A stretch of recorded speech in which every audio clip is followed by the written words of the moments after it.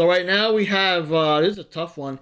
We got Jon Moxley versus Eddie Kingston, an I Quit match for the AEW World Championship. And I believe, isn't that one of those where, like, the only way to win is to, I guess, give so much punishment to the other guy until they finally says, I quit? Yeah, they have to say, I quit on the mic. That's the way they win. The opponent has to say, I quit on the mic. Unless Mick Foley's involved. In which case, it's shenanigans. Okay, so... I was there for that. So I was very impressed by Eddie Kingston's performance at the last match, the last event he was in. I forgot what it was. It was one of those like multi-man matches. It was pretty cool. But and he does look like someone that's going to give Jon Moxley a run for his money. I'm still going to give it to Jon Moxley anyways, though, because he's a tough, badass guy. And I don't know, I just never really heard of Kingston. I just don't see him as the dude to finally take down Jon Moxley. I do hope that they bring back a bit of the blood, though. They've been kind of toning it down. I don't know if there's been maybe complaints or whatever the hell, but we haven't really seen much of, broken glass, barbed wire, shit like that from Moxley, and that's what he's known for. So I do hope they kind of go into the blood a little bit, especially for something like this. So let's see. But I'm going for Mr. Moxley for this one. I already started. Yeah, I think, I think the momentum is still with Moxley. I Quit match, that definitely does lean into his sort of style. I mean, he'll do anything to win, and he's proven that. And you get to go a little bit more into his kind of match with that stipulation. I don't see him saying I quit. I just, it doesn't seem like the kind of thing, unless, again, they pulled some serious shenanigans. I love it, but I don't see that happening. I think Moxley is going to take it. I think he's just going to close out the year as champ, and then somebody else might come along early in 2021, but I think Moxley gets this one. Okay, so what I think about this match, personally, I don't see, like many of you guys have said, I don't see Jon Moxley as the I Quit type, so I don't think he's going to actually quit in this match. So I don't know. And honestly, I'm not too familiar with Eddie Kingston, but I don't know. Basically, I think Jon Moxley's gonna win the match. I don't picture him quitting. I think they're still gonna go with his gimmick for a while. So yeah, I seriously doubt AEW. I don't know. I don't think they don't want to get rid of Jon Moxley. So yeah, I think that's what's gonna happen. My whole thing is that I'm gonna go against the grain here, and here's the reason why. I don't think that in a hardcore style, I do not think Eddie Kingston will beat Moxley. But, and this goes back into my Nostradamus kind of thing. What if, because Eddie Kingston is in charge of these guys, the Butcher, the Blade, he's in charge of Butcher, Blade, and the Lucha Brothers. Now what if he can't break Moxley physically, but he can break him psychologically? He can get the one thing he cares about into a point where he forces him to say, I quit, and that would be the premiere of Renee Young. They put her in a position that they will literally almost kill her, make it look like it, not really. Oh, isn't she? She's out of WWE, isn't she?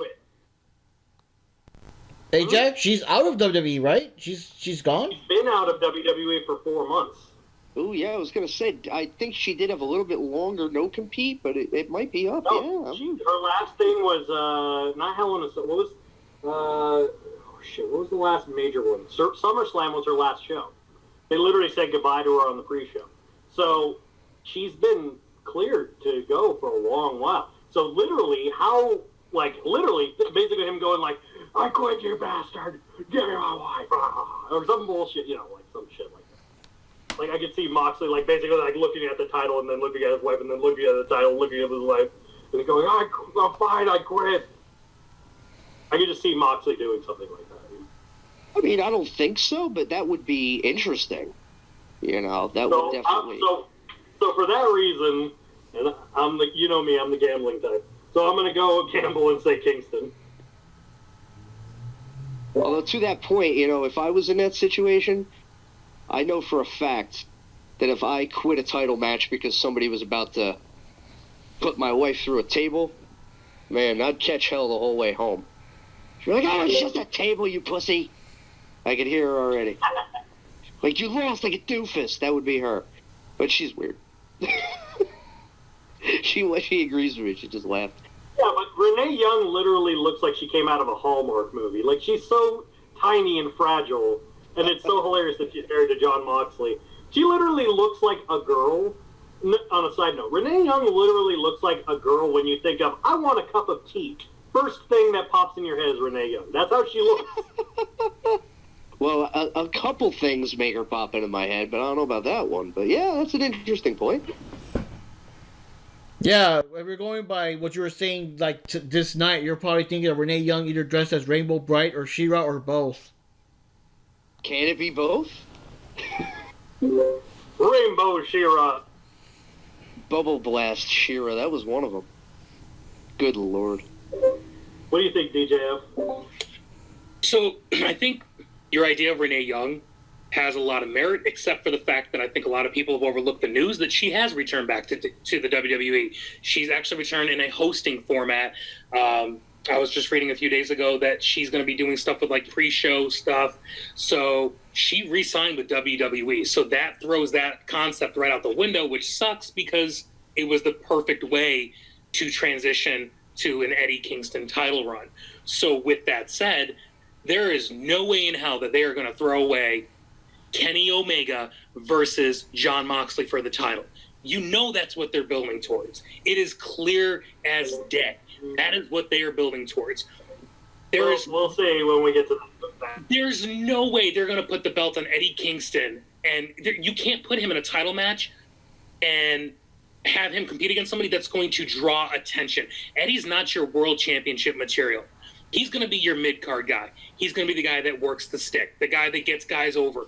He's doing a great job for guys like Butcher and the Blade, who really aren't that great in the ring to begin with, and they sure as hell can't talk.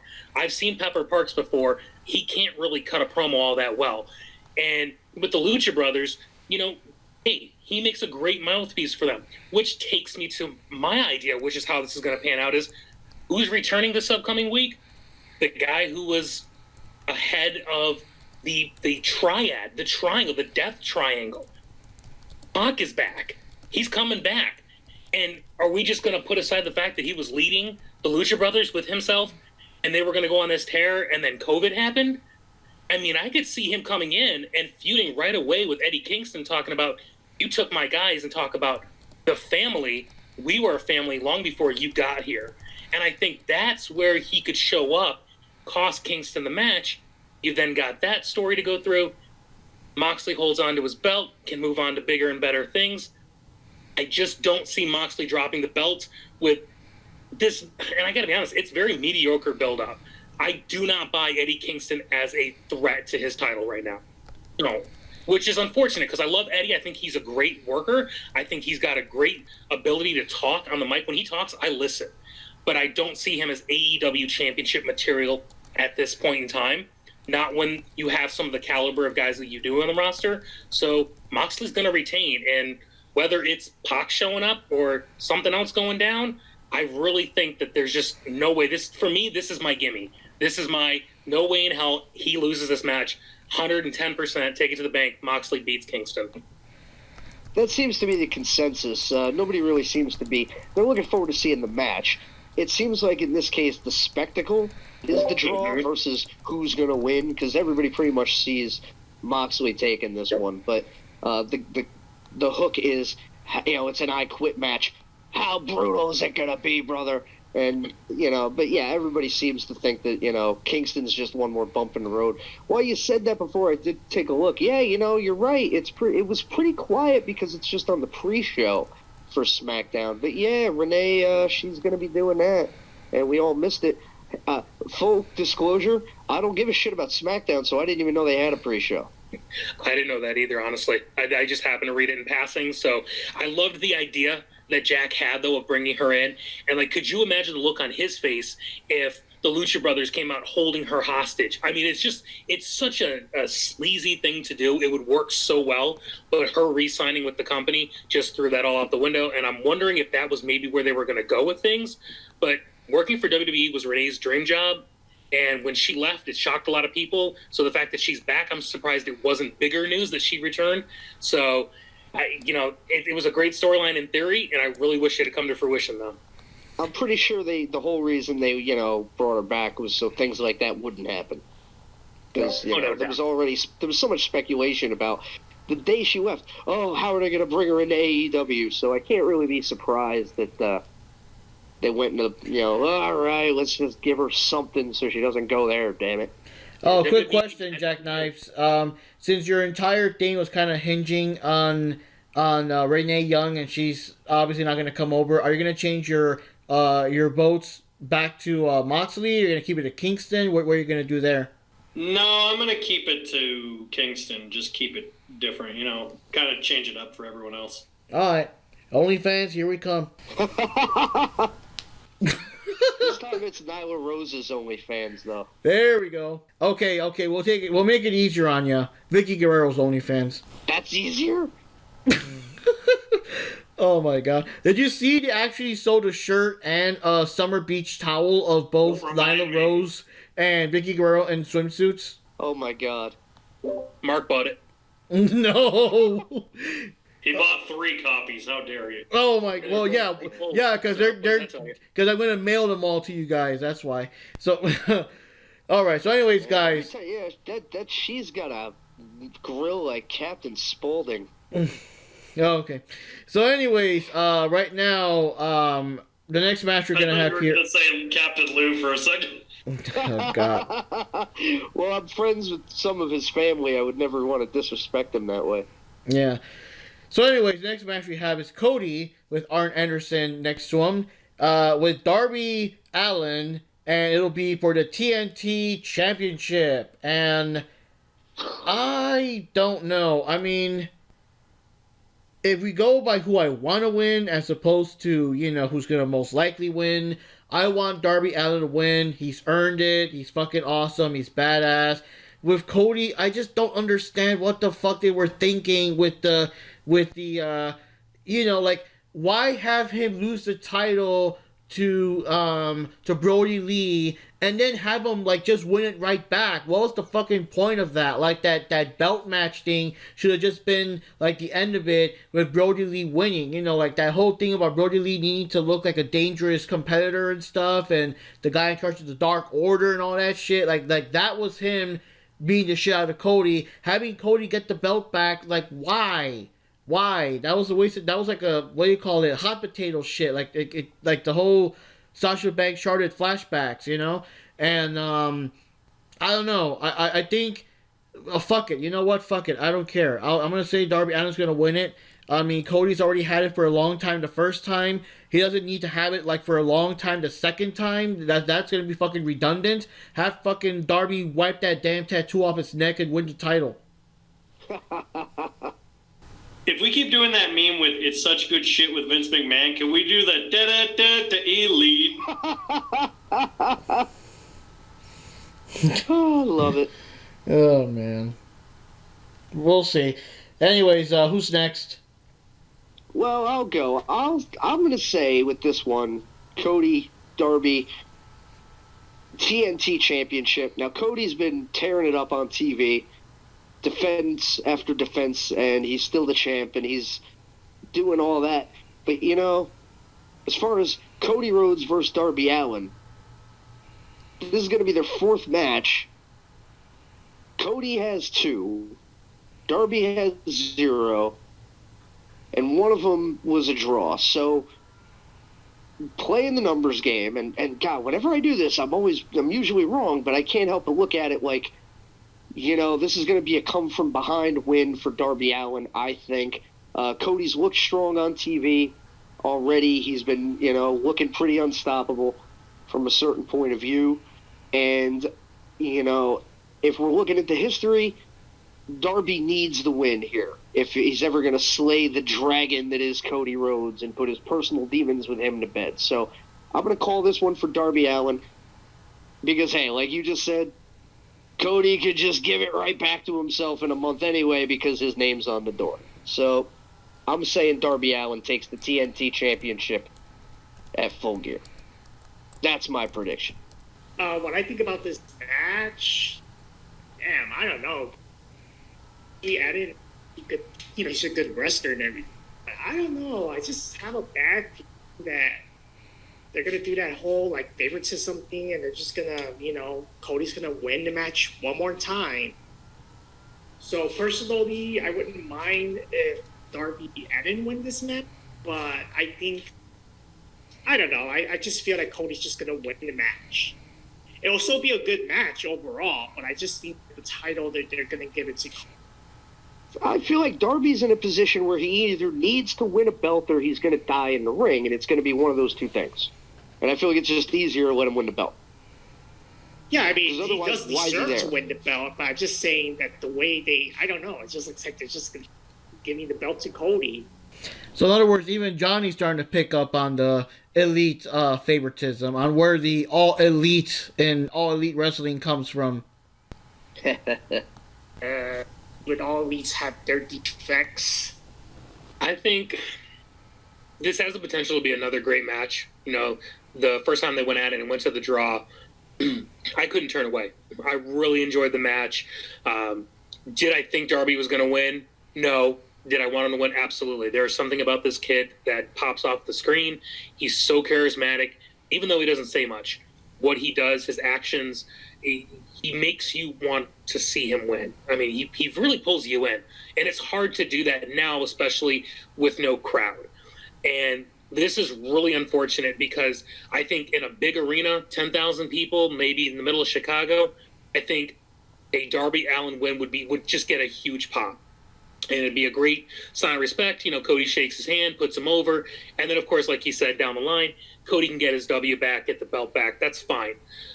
But I don't think this is Darby's coming out moment as much as I'd like it to be. I really think the elite rise to the top on this show. I'm starting to detect that pattern as well. And I really think that Cody's going to get the W here. He's going to go up 3-0-1 on him. And he's just going to always hold that over Darby's head. And I don't think Cody's going to win cleanly. I definitely think he's going to get to the point where he's going to have to do something shady to get the win. So I'm going to give the win to Cody. As much as I want to see Darby finally bring home the belt, I think Cody stays on top of that mountain. See, going into your thing, if it hadn't been for last week, I would agree with Ricky, and I would agree with Johnny, and I would agree with Mark that it would be Darby Allin. But after last week, the thing that no one pointed out, not even the commentary, which really got under my skin. I'm like, really? No one's going to point this out? The fact that it's not the fact that John Silver interfered in the match. If you rewatch Dynamite last week, during that match, John Silver did the kick. Orange Cassidy was on the ropes. And Silver was, posing for the camera. As soon as he did that and it zoomed in on the ropes, Arn ran up and sucker punched him. And right next to him was Dustin Rhodes. Dustin Rhodes. And because of that sucker punch, Cody did the nightmare or whatever the hell he calls it, the crossroads. He did the crossroads, pinned him, and did it. So I think because of that, I think that Cody is going to win from Arn's interference. Because if you also remember the TNT title, he won it in the first place because of Arn. He won that title because Arn interfered. Remember, Mike Tyson got all up in his face about it at Double or Nothing. There was a part where Lance Archer was on the ropes, or Lance Archer was on he was getting on the top rope, and then Jake interfered, and then Arn pushed Lance off the ropes. Remember that? I do remember that. And then Mike Tyson go up and go, that's not cool, guys. And they're like, no. But like I said, have you met my pigeons? Oh, that's great, pigeon. No, anyway, well, I'm just thinking about that. I got a pigeon named Jeff. On a side note, everyone should watch Mike Tyson Mysteries. It's one of the funniest shows I've seen. It's so funny. Anyway, but like I said, I think I'm going to say Cody. I'm gonna say Cody wins. That's an interesting point, though. I mean, that is an interesting point. They definitely could be weaving a tale specifically with the whole Cody and Orton thing. That does make sense, and I don't think a lot of people are factoring that in. Good call, Garth. Garth? I was like, wait, what? I really dated myself there. That's a Wayne's World reference. I didn't have a lot to say. What's that? Well, my wife blew the deal anyway. She said she has to be Garth, so now she's all pissed off. I just picked me a whole batch of oopsie daisies. All right, so the next match we have is kind of a weird one here, and we gotta talk about the thing that happened before. We just gotta mention it, but let me just get to the match real quick. We got Chris Jericho, Le Champion, versus MJF, not to be confused with our own superstar DJF here. And apparently, if MJF wins this match, he's allowed to join the Inner Circle. But before we get into that, what did you all think of your little performance, the little song and dance number? That was fucking epic, and I literally bugged everyone at work, where they knew about wrestling or not, to see it. Kept waiting for him to kiss. Very Family Guy. I still have Vietnam flashbacks about it. Oh yeah, I did show it to you too, right, Johnny? It was on Twitter or something? It's on YouTube. No, it was on YouTube, but it was very interesting, to say the least. I mean, hey, they'll seem good though. They have, he has a future there. We already know Chris Jericho can sing, but MJF, in case his career ever, ends, he could always sing and dance. Yeah, I was surprised how talented MJF is, because obviously we already know that Jericho can sing and dance and stuff. Like, it doesn't surprise me as bad as Jericho does it. I know it's a shock that we never seen him dance like that, like the classic kind of Sinatra style. But it was just way more shocking seeing MJF do it, man. Like, damn, he's got all kinds of skills, man. He comes off as just a smart-ass bonehead, kind of like a typical jock that would shove guys in the locker rooms or whatever. But, I mean, dude got talent. We're going to have to wait to see whenever we see Retro Rocks do some classic dance numbers, too. What was your tag team partner's name? Have both of them, both of you guys dance. Like, I think he just had a Vietnam flashback, too. And I was saying, so whenever we're going to see you sing and dance like that, Rikki Roxx, you could get a tag team partner of your choice. You could get one girl dressed as She-Ra, one girl dressed as Rainbow Bright, adult version, of course, and have them dance around and, do your little Sinatra number. Brother, if I got one girl dressed as She-Ra and another girl dressed as Rainbow Bright, I'm not sticking around singing and dancing. I'm going to fuck the hotel. As I said before we got cut off, that skit with Jericho and MJF, that skit is the reason why it's the Jack Rants podcast and not the Jack placidly talks at length about what's on his mind podcast. Exactly, he gets it. Oh, by the way, that reminds me. What did Cornette say about it? Oh, I forgot. I haven't even looked. I'm kind of too scared to. Think about the people involved in this shit from start to finish. These motherfuckers who thought this was a good idea are the people who are sitting there jacking themselves off on TV every fucking week. Whether it's the mental fucking masturbation of the alleged armchair booker running this fucking horse shit, or the fucking masturbation from the past his expiration date, oversized canned ham who's taken over this goddamn show and turned it into the fucking Carol Burnett show when Jim Neighbors would fucking show up. I mean, Jesus Christ. Fuck Joey Janela. Oh, God. And the Oscar goes to... See, I actually ramped it up. He was a lot nicer than that. Oh, God. But, yeah. Now you gotta do Vince Russo. Think of it. Bro, best sketch I ever seen, bro. Bro. Dude, bro. Bro, dude. Dude, bro. Bro. It's all in the tits, bro. Oh, God. I missed the part where he said, I'm fucking sure Jericho thought of this just because he thought it'd be fucking funny. Chris, just take your dick out, Chris, and jerk off on Tony Khan's face while he's down there because you just fucking reamed him, ripped him off all his other fucking money he spent on this fucking company, started off looking like you're going to carry it, and now it looks like you're going to fucking sink it. He literally said jerk off on Tony Khan's face. I love Jim Cornette. To be fair, Tony Khan might be into that. We don't know. Oh my god. I wouldn't be shocked by anything, frankly. For the actual Chris Jericho versus MJF match, where if MJF wins, he's allowed to join the Inner Circle, I'm going to give it to MJF because I really see no reason why Jericho would not want him to be in the Inner Circle. I mean, my only thing I'm thinking is, like, maybe we could kind of, they could maybe play it off to where you could kind of tell that Jericho's just playing around and is going to purposely let MJF win until MJF does, I don't know, something, a slap or whatever that actually does piss off Jericho. Then you know, the egos start showing, the egos collide, then it becomes more of a real fight, and then they both go at it. But yeah, I don't know. I'm going to give it to MJF for this one. So what does DJF think about this one is what I want to know. So this one is really weird for me because I don't know what the end game of this is. What the hell is even the point of MJF joining the Inner Circle? It doesn't benefit them as a group. It doesn't benefit him as a competitor.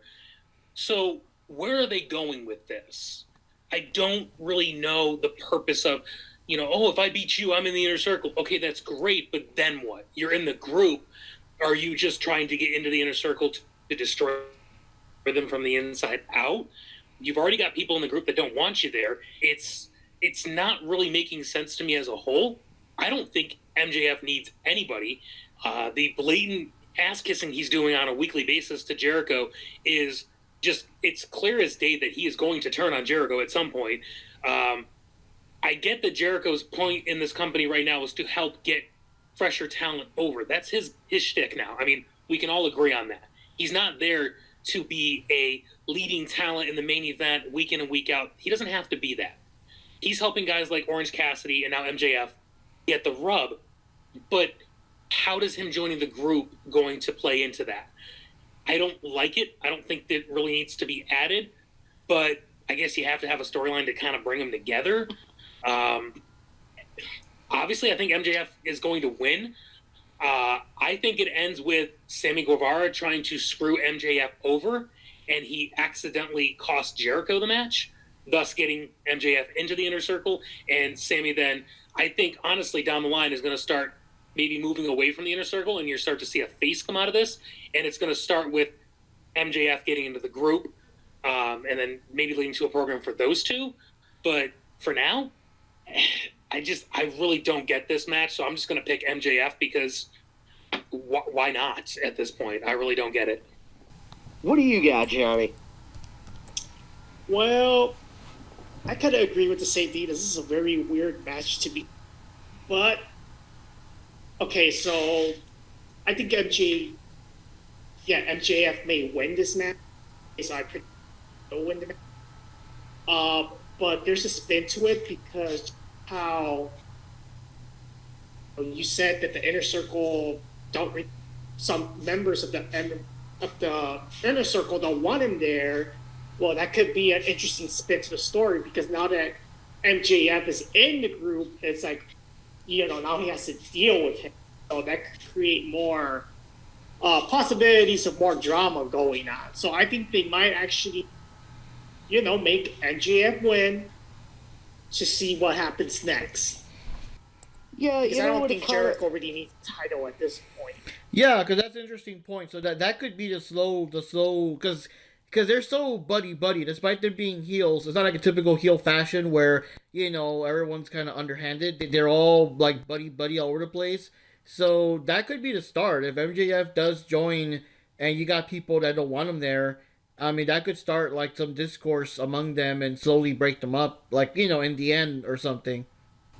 Yeah, it's kind of giving me almost flashbacks to the old angle where Disco Inferno was campaigning to join the Wolfpack. Remember that? Nobody wanted him around. He was like, he was campaigning, literally, like, put me in, and he had to prove himself, and then he finally did that by helping Nash beat Goldberg. Yeah, that didn't make any sense to me, because getting in the NWO is easier than getting into an art college. Yeah, at the time I remember thinking, like, God, how bad a scrub do you have to be if you're Disco Inferno, right? And it's like, well, we've got Stevie Ray, and we got Horace Hogan, and we got Vincent. You got the best member of the NWO, Virgil. He's the best. Well, I mean, he was the leader of the Black and White for 5 minutes. Anyway. Yeah, I mean, one thing, oh, man, we talked about the whole musical number skip, but we didn't talk about the town hall from last week. Got to admit, for whatever better or worse about the angle, huge mark-out moment when Eazy-E showed up. That was awesome.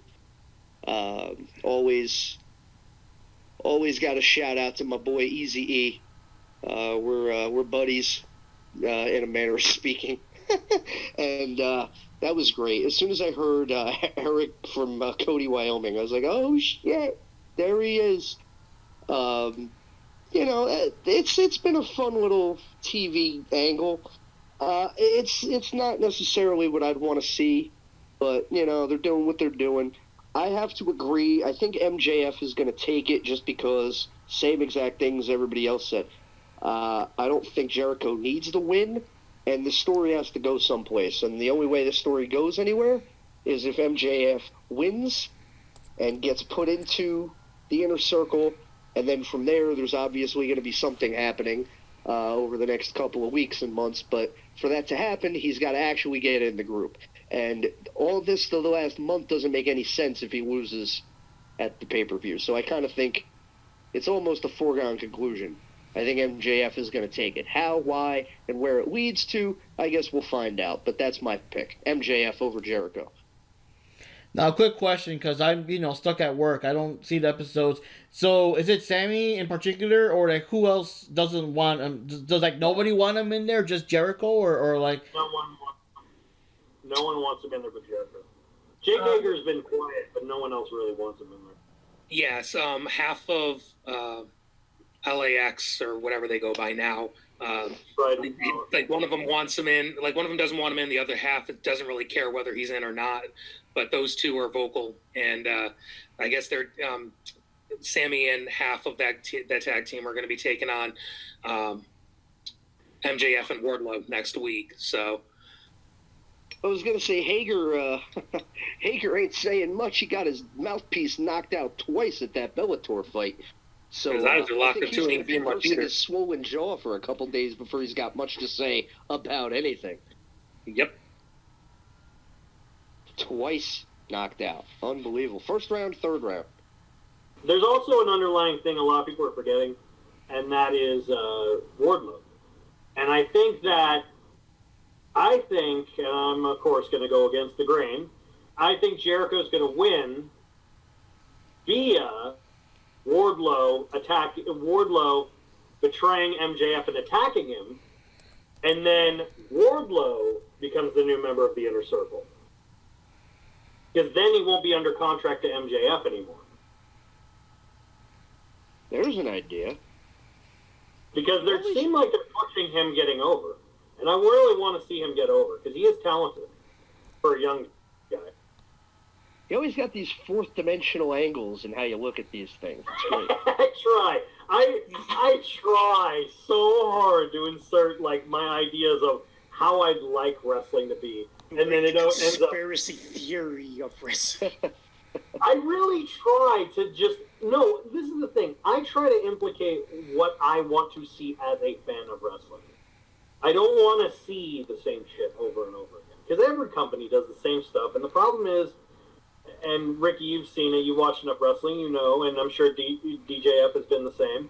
When you repeat yourself over and over again, there's only so many routes you can take. There's only so many times you could go to the same damn amusement park before you're like, oh, guess we're going to Disneyland again. Can't wait to ride those teacups for the 87th time. Yay. It's like we were talking about before, too. You know, you mentioned how you see these angles unfolding as a fan of wrestling. And like I brought up privately, the problem with doing that with AEW is that you got a bunch of guys booking the show who are booking it as fans of themselves. Exactly. And what they think is funny and what they want to see. And so it gets tough. Here's the other thing, though. Jericho is the kind of guy, and you've seen it in his matches since he's worked for AEW, as opposed to, say, Cody or the Young Bucks. He is willing to take the fall. He wants to elevate the company to make it better than WWE, because he's worked for WWE. The Young Bucks have never worked for WWE. They don't know anything about them, other than, doing a couple jobs for them, but they never actually worked for them. Cody saw the negativity and the horrible things, and instead wanted to take the route of, I want to copy what my daddy did when he ran WCW. But Jericho is a forefront for what is the new direction of wrestling. Yes, he does goofy shit, but he's willing to do goofy shit if it's overall to help the product. So I think that, with that being said, Jericho seems like the kind of guy who, really think about it. Think about this. Why did he create the Inner Circle? There's no reason he needs it. He's Jericho. He has it to elevate the other people. That's the whole reason he has it. He has it to elevate Proud and Powerful and Jake Hager and Sammy Guevara. He has no reason to do it. He's already Jericho. He's like one of the most world famous wrestlers of all time. You really think he needs the clout? It's like, no. But he's giving them the clout, and I think that with him elevating, MJF is at a point right now where he needs to stand on his own 2 feet. He needs to tighten the bolts a bit. Wardlow seems like he needs help to elevate.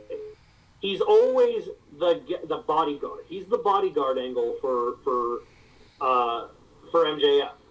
But he's been doing better matches than MJF. And I think that he should get on his own, and I think because of that, it seems like, and honestly, watch enough promos with MJF, like every time he's like, Wardlow works for me, you work for me, you were under contract for me. Like they even said that in the tournament. He said, if Wardlow wins the world title, I become the world champion because he works for me. So he literally has already said, and Wardlow looked at him like, the hell? So I honestly, it seems as though they're implying that it's going to be a betrayal. And so it seems like it's a pull of Virgil. Basically, I do. He's gonna, right. But I think it's not necessarily him pulling a Virgil. I think it's going to be. You remember?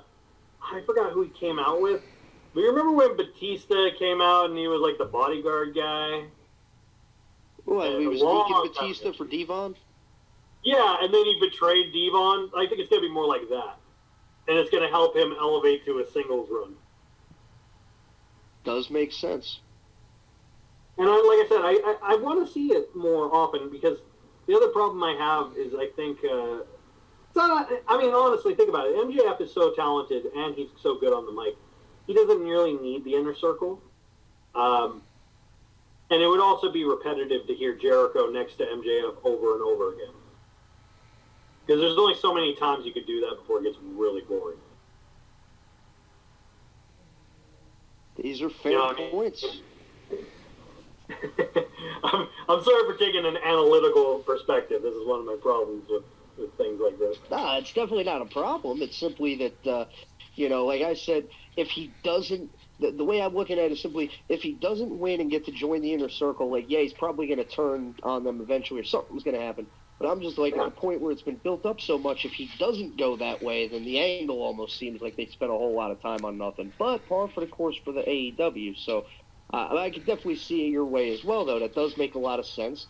And the only thing that kind of leads me against it is the fact, and again, this is on them, not the logic, but it's on the company. They haven't really done a lot to lead us to that conclusion. That's an inference that you, as a person who pays attention... No. Well, MJF has gotten up to his face like 6 or 7 times and said, like, don't forget you work for me. Like, he's done that multiple times. He's gotten up to his face and basically said, like, it's either you do what I say or your family doesn't get food. He said that, like, multiple times. Like, if anything, he's had more of a feud building up with Wardlow than he has with anyone else. So it seems like it's going to go that route, personally. It seems like eventually it's obvious Wardlow's going to go on his own. Like, that's neither here nor there. Yeah, That's yeah, gonna one we way or the all, other, we all can most agree on likely. that. One We all way can or the agree other. on that, right? Like, eventually it's going to be Wardlow betraying or turning on MJF. That's the obvious route it's eventually going to go. Yeah, whether it's this weekend or not, yeah, I would say so. I wouldn't you be think shocked so? at this point if all of your predictions come true because we're all just taking the predictable way around. So I think that leaves us with one more on this one. I know it's one that Jack's going to be very interested in. Mark, lead us in. Yeah, Let me so off, Johnny. so we got the match here. We got Hangman Adam Page, been drinking, versus Kenny Omega for the AEW World Championship Eliminator Tournament final match. And whoever wins this tournament will receive a future AEW World Championship match. And I just want to go over super duper quick that the tournament had a couple of good matches. We had Penta El Zero Miedo with Rey Fenix, and interestingly enough, Rey Fenix defeated Penta but injured his neck during the bout. So due to this, Phoenix was unable to wrestle and forfeit his victory to Penta anyway, who continued in his place. We had Kenny Omega versus Sonny Kiss. On a side note that 10 seconds of it. yeah, that Ricky might be, something might interest you. Apparently, it was supposed to be Joey Janela versus Kenny Omega, but he's got the COVID, he's got the Rona, and that's why Sonny Kiss took his place. So let's hope that he's good and all that. Well, he disputes that. Joey said he doesn't and didn't. I mean, whether he got tested, I don't know. But the full story is he worked a show for Game Changer where somebody else, I think his opponent, ended up getting diagnosed. So people assume Joey did. Maybe he did. I don't know. But I just know he said that he didn't have it, but they just, they pulled him because it was an assumption. It seemed like it annoyed him, but just what doesn't annoy Joey? But but that's the full story. That would have been, I mean, if he was only going down in 10 seconds, it wouldn't have mattered anyway. Like, I got a feeling, I don't think the whole match would have been different. I think the story was going to be the same, that Omega just had to rip somebody up to advance in the tournament. But it was Sonny as a replacement for JoJo. Yeah, so we had Adam Page defeat Colt Cabana. We had Wardlow defeat Jungle Boy. So the second round was Kenny Omega defeating Penta El Zero Miedo. Adam Page defeating Wardlow, which of course takes us here to Kenny Omega versus Adam Page. And honestly speaking, seeing that, it would have kind of bugged me because I hate when they got these multi-man tournaments and you kind of sort of already know who the last two guys are. I think after seeing Omega and Page won the first round, I would have already known that the second round would have just ended with them. You do a big 32-person tournament for the belt, then you put Medusa in there, and then you have her job to Ming, and then she gets back in the tournament anyway and beats Evan Courageous, and, just because it's unexpected. That's the other way you do it. Yeah. And I'm not sure that's that much better, bro. Yeah. So for this one, since some of you guys mentioned earlier Omega versus Moxley, right? I'm gonna go with Kenny Omega. I think it's pretty obvious it's Kenny Omega. He's been doing his weird cleaner heelish thing, like I said, like Big Tony. Weird. Like Big Tony, where he does things, people look at him and be like, "Wow, what am I doing? Well, what's wrong?" That kind of angle. And you know how Hangman is just kind of, he kind of keeps switching between liking the Elite and not liking the Elite. So this could just drive that final wedge whenever Omega wins, to have Hangman just playing split off from the rest of them once and for all, and see where he goes as a singles competitor. And also, this is going to probably break up their whole thing, so he'll be a singles competitor after that. But I'm going to go for Kenny Omega. I don't think anyone's going to really want to, care as much to see Hangman versus Cody. It's going to be Kenny Omega. I mean, Hangman versus Moxley. It's going to be Omega versus Moxley, so therefore, Omega's going to win this one. So this is a very interesting match because, Kenny Omega would be a much better opponent. But I think they could also do a surprise and have Adam Page fight that match. That's why I'm thinking they could go either or.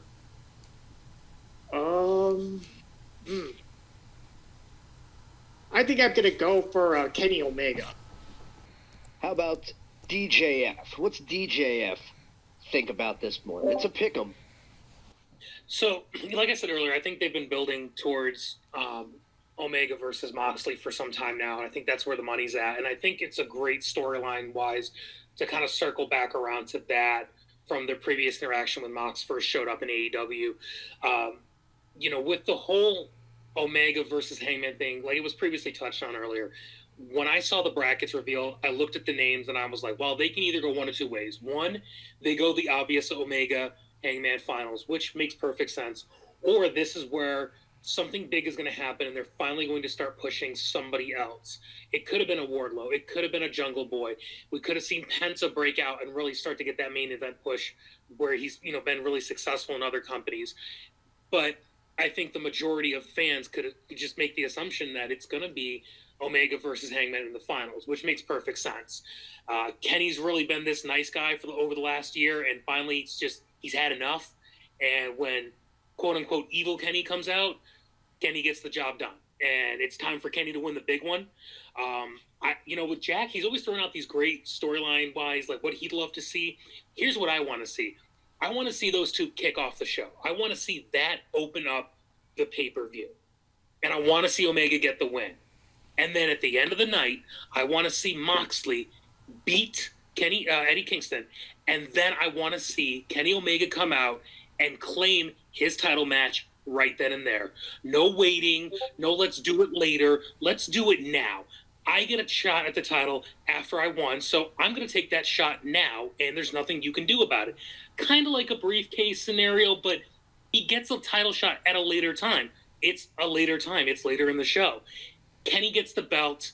The Bucks get the belts. The Elite stands tall at the end of the pay-per-view holding all the gold. That's what I want to see. Now, I don't know how many other people want to see that. How many people are tired of the Bucks? How many people are tired of Omega? Whatever the case may be. But as a wrestling fan, that's how I book the main event. That's how I end the show. And I got Omega walking out with the belts at the end of the night if they could do it. But if not, I'm just going to take Kenny for the win. Now, that is definitely an interesting visual. And I got to say, I'm not sure exactly how they'd get there storyline-wise, because, again, it's not like they have a Money in the Bank type of thing. But, I mean, it's wrestling. It's there's nothing stopping them from telling that story if that's the story they want to tell. And, that would be a hell of a way to close the final pay-per-view for AEW for 2020. So that's definitely really intriguing to think about. Something I want to know. Something I don't think anybody's talking about that changes this entire scenario of how this match could go is the great unknown. Now, we know that Hangman Page can beat Colt Cabana. We know that he can beat Wardlow because we've seen that. What I want to know is what is Hangman Page's record against inflatable dolls and 10-year-old girls? Because that right there, that could reframe this entire contest because we know Kenny Omega's record in those venues. We've seen what he can do, but we don't know how Page would fare. Holy shit. I think I'm the only one in this room that gets that reference. Oh, no, I got the DDT reference. I got that. Oh, okay. Yeah, I know about the match with the girl Tony or whatever. Ibuchi's got a loss on that thing, too. I mean, did you not see him fight the 10-year-old girl? Oh, yeah. He put her over big time. Big Well, the funny time. thing was, that wasn't even supposed to be recorded. That was just a birthday promise, a birthday gift. That was the whole thing. It wasn't even supposed to be recorded, and someone recorded it and posted it online. I remember Yeah, sure, people were thinking that what's her name, that Riho was that girl all grown up now. Like, what the fuck? I could see that. I'm sure he's And a it really turns nice out guy. and then he goes in the backstage, he's like, but Kenny, that girl died 10 years ago. No, I'm kidding. Now that would be a good story angle. I would watch that. Oh, shit. In all serious, though, I'm going to have to go with Kenny Omega, for all these reasons. Winner is the number one contender. It's, he's been there, he's been here, he's been there, he's been everywhere. at one point, he was legitimately considered the best in the world, and yet since coming to AEW, he's been presented well, but he hasn't been presented as one of those top singles guys, and some people have scratched their heads about that. So it feels like this could be the time, finally. And I think Kenny Omega is going to win it, and I'll go so far as to say this. I'm not 100% sure they're going to do what DJF proposed and have him win it the same night, but I do think, and this is my gut telling me this, I think that whether it's that night or next month or whenever, I think Kenny Omega is the next champ. That's my prediction. That would be awesome. The only thing, though, is that if we do go with DJF scenario and the Elite stand tall, considering, like you said, it's their name on the door, how you think all the fans are gonna like riot or whatever? Because like, oh well, of course they booked themselves all to win. I mean, it's all Elite wrestling after all. Like, for as ambivalent as people have been about the Bucks, people still like Omega. So I don't think there'd be as much of a backlash. I think more people would be happy just because, like I said, there's been a lot of people been like, well, when's it going to be Kenny's turn? I mean, he went from being the best in the world in, Japan, he was the world champion, to now he's, quote, just part of a team, part of a group. And I think a lot of people have been really impatient to see him break out and make it to that top guy level. So I don't think too many people not named Cornette would be all that upset. Olivier. The truth of the matter is, it comes down to this: the Bucks need someone. They are tailgaters. That's literally how they've always been their whole career. But my whole thing is, Kenny has never been a tailgater. Kenny's never been a tailgater. Kenny only just goes on to things that he finds an interest in, and that they are a thing that is essentially like, well, this can elevate wrestling. That's how he's always been. So I think that with that, it seems more likely that, like the Bucks, if the Bucks surrounded themselves with Kenny, which it seems like, I agree with DJF, I believe that's probably going to be the case at some point in the near future. But I do feel that it should be like, in the sense that I think that everyone, like, it should ultimately be Kenny's show with the Young Bucks. The problem is, and this is, anyone that has animosity towards the Elite, none of them have actual animosity towards Kenny or towards Hangman Page. Even though they're technically a part of the Elite, it's mainly the Bucks and Cody that have the egos. And everyone could agree, Bucks and Cody, massive egos. Like you could crash that shit into a mountain. That's how big their egos are. But Kenny has never really been about his ego. He's always just been like, hey, you know what? I just want to have a good time. And then Hangman has always been like, you know what? I want to be better than I was yesterday. And I could see that in his skills. So ultimately, I'm gonna say this for sure. I haven't given my prediction yet, but I will say this: I think that this match is probably going to be match of the night, most likely. I can see that. I think, you know what, honestly, and I know everyone keeps saying, oh, it's all conspiracy thing. Mainly for one reason, and it's one thing that no one's ever really talking about. Kenny has already fought Moxley, but he didn't just fight Moxley. He fought Moxley in one of the best hardcore matches I'd seen in a long time. He literally did everything to it. It wasn't for a title, but he literally did everything to it. Like, they literally had a bed made of barbed wire, and they slammed each other through it. They went through, like, glass. They went through pretty much everything they could, and he still couldn't beat Moxley. He did every single thing he could have done, and he still couldn't beat Moxley. And it literally is just the mindset of, like, wait a minute, if he couldn't beat him in all of that, he still couldn't beat him?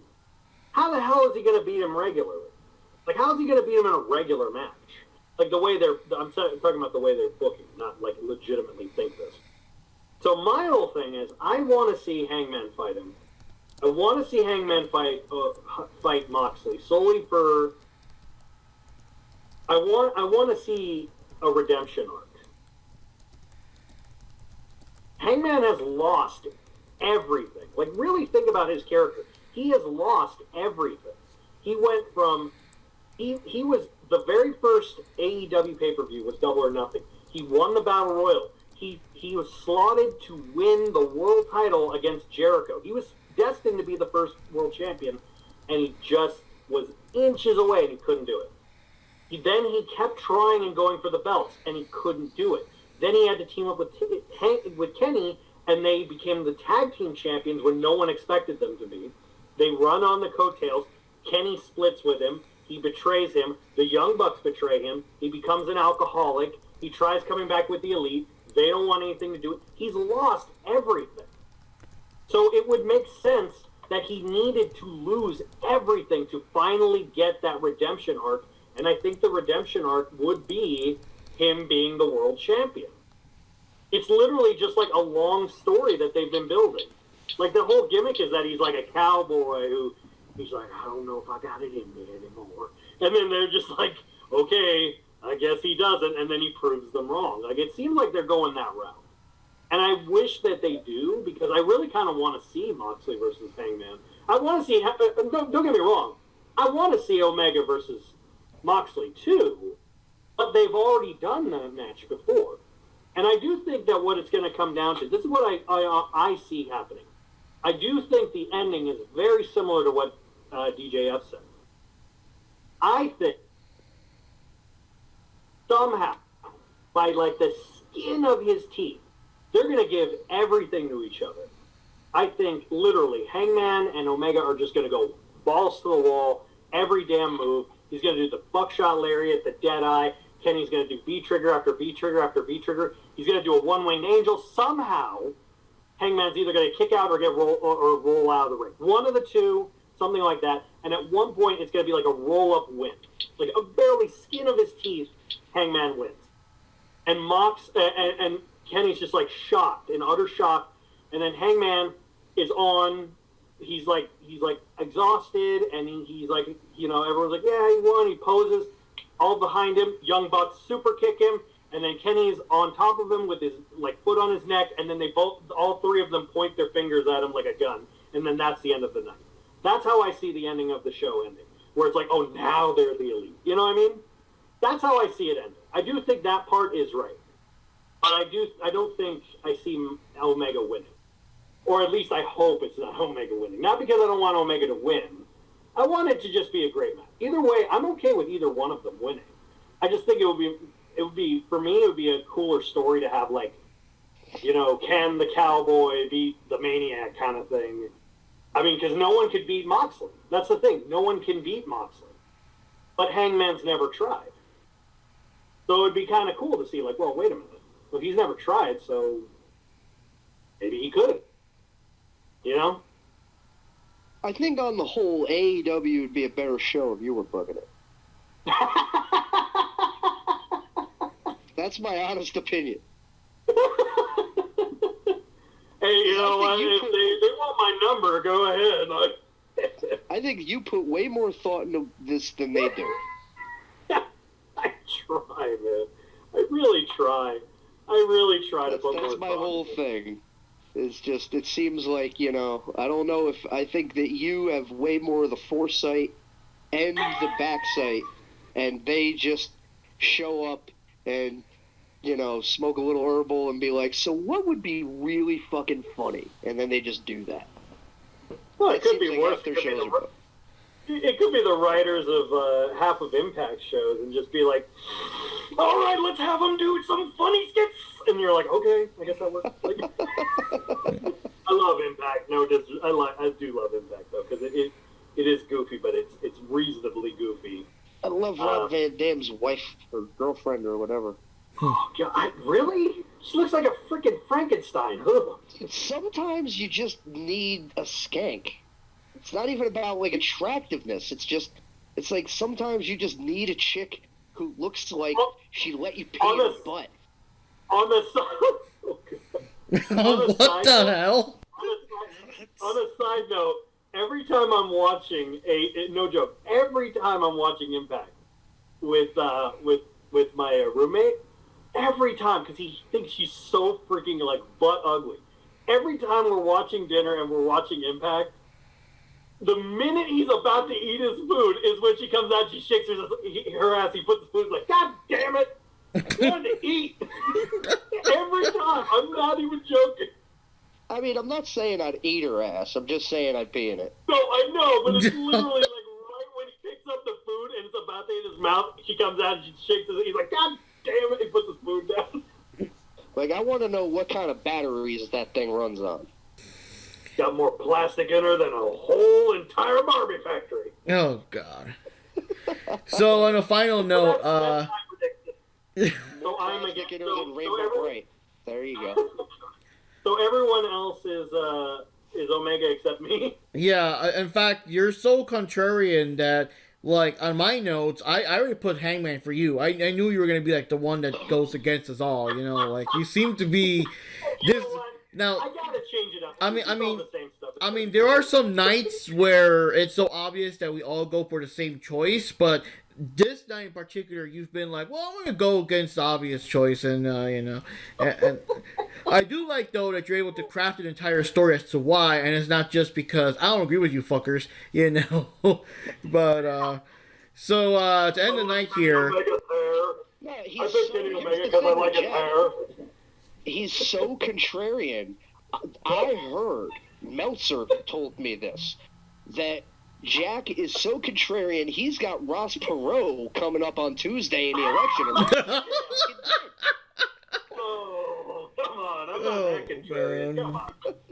Oh, man. I miss Perot. Is he still alive? Because it's been a while. But he just said he died. Aww. A little dwarf. Yeah, I miss his shenanigans.